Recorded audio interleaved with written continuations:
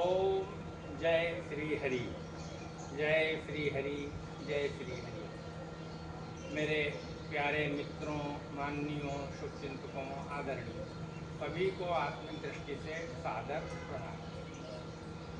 सबसे पहले तो मैं अपने एपिसोड 79 के लिए क्षमा याचना करता हूं अगर किसी की भी भावना आहत हुई तो, क्योंकि मेरे पास मेरे कई मित्रों का, शुभचिंतकों का फ़ोन आया और उन्होंने कहा कि आपको इतनी उत्तेजना में नहीं बोलना चाहिए। मुझे सहर्ष स्वीकार है, मैं आनंदित हूँ। और बोले आप तो भक्त हैं, आपको तो सर्व समाज की बात करनी चाहिए। मैंने कहा कोई संदेह नहीं है, श्रीमद् भगवत गीता में कहा भी यही गया है कि जैसा अनुभव किया जाए वैसा ही बोला जाए।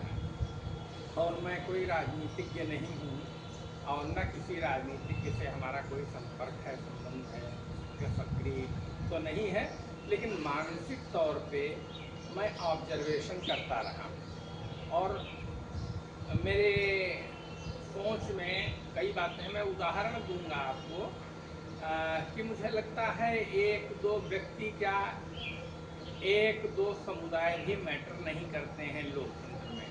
अब आप कहिए ऐसा आप क्यों कह रहे हैं, एक एक व्यक्ति महत्वपूर्ण है।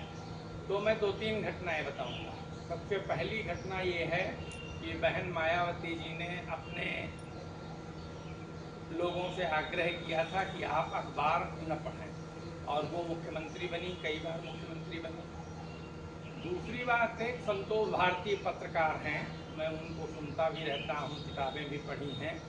वो करीब, अगर मैं गलत नहीं हूँ तो 2004 के आसपास जैन टीवी एक चला करता था और वो वसुंधरा राजे के बारे में 24 घंटे यही प्रचारित करते थे कि देखो उस गली से निकल रही है, इस गली से निकल रही है, स्मैक का सेवन करती है।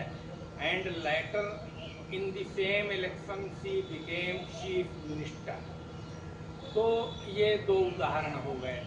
और जैसा मैं पहले भी कहता रहा हूँ कि मस्तिष्क में 100% प्रेजेंस ऑफ माइंड कभी भी नहीं हो सकती है। कुछ बातें याद रहती हैं, कुछ नहीं याद रहती हैं। जो दो उदाहरण याद आए वो मैंने कहा। और अभी माननीय अखिलेश यादव जी ने आह्वान किया है कि दैनिक जागरण अखबार पढ़ना बंद करो। एक्चुअली हमारा प्रदेश हो या देश हो, वो बहुत बड़ा है, कोई छोटा देश नहीं है। 140 करोड़ लोगों का देश है और 140 करोड़ में लगभग आप 90-92-94 लाख करोड़ जो भी मान लें ये वोटर्स होंगे। देखिए, लोकतंत्र के प्रति मेरी गहरी आस्था है, गहरी आस्था है। और मैं फिर एक बार कहूँगा कि फेयरनेस के आधार पे इलेक्शन हो, कोई भी जीते कोई भी हारे, जो जीते उसका सम्मान करना चाहिए, जो भी जीते वो उसका सम्मान करना चाहिए। और मैं कुछ लोगों से बड़ा प्रभावित रहा हूँ, उनमें राज नारायण भी हैं। और मेरे मन की जो भावना है वो ये है कि वो साइकिल पे चल करके एक प्रधानमंत्री को चुनाव हराए थे। तो जब लोग विपरीत होते हैं तो कुछ भी असंभव नहीं है। और बहन मायावती जी के शुरुआती दौर में भी, मैं, अगर मुझे सही स्मरण है, आप लोग गूगल कर लीजिएगा, हालांकि मैं गूगल को भी पूर्ण नहीं मानता हूं, जो मेरी अपनी सोच है।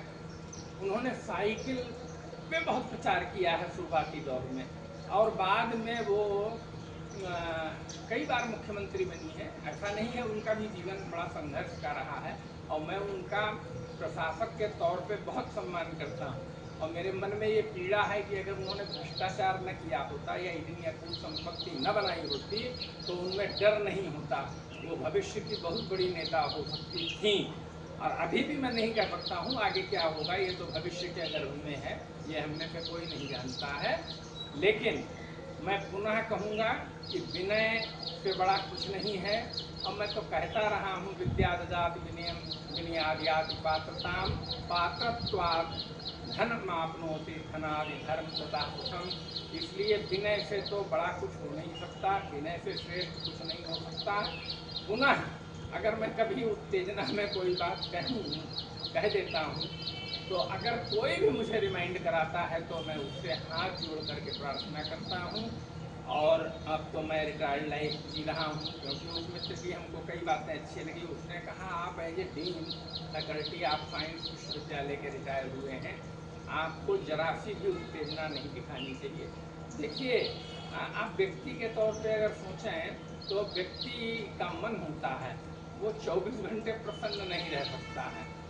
कभी क्षोभ भी उत्पन्न होता है, कभी दुख भी उत्पन्न होता है, कभी सुख भी आता है, कभी दुख भी आता है। और संयम में तो भगवत कृपा से मैं हमेशा प्रयास करता हूँ कि रहूँ और संयम में ही हूँ। और मैंने अपनी गलती मान ली और सर्व समाज की बात होनी चाहिए, सबका कल्याण होना चाहिए। और एक बात यहाँ पर मैं आपको और ऐड कर दूँ, ऐसा कोई व्यक्ति नहीं है, हमने ऑब्जर्व किया है, ऐसा कोई व्यक्ति नहीं है जिसको वैभव नहीं चाहिए, जिसको संपन्नता नहीं चाहिए। मैं तो ई रिक्शा पे चलने वाला आदमी हूँ, मेरे पास कोई गाड़ी नहीं है।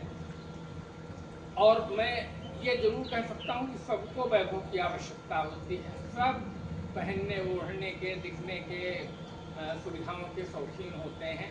तो इसलिए इसमें किसी व्यक्ति को सिंगल आउट नहीं करना चाहिए। वैभव से जीना बिना लक्ष्मी नारायण की कृपा के संभव नहीं है, बिना ऐश्वर्य के संभव नहीं है। भौतिक दृष्टि में भले हम देखें कि वो आदमी बड़ा गलत कर रहा है, लेकिन कहीं न कहीं किसी न किसी जन्म में उसके कुछ संस्कार रहे होंगे, कुछ प्रारब्ध रहे होंगे। क्योंकि हमारे अनंत जन्म होते हैं, हम अभी मर के जाएंगे तो क्या हमको मिलेगा, ये तो राम जी ही जानते हैं, ये तो राम जी ही जानते हैं और कोई दूसरा नहीं जानता है। और मैं आप सभी को पुनः प्रणाम करता हूँ। मेरी गलतियों के लिए मुझे क्षमा करिएगा। जय श्री राम।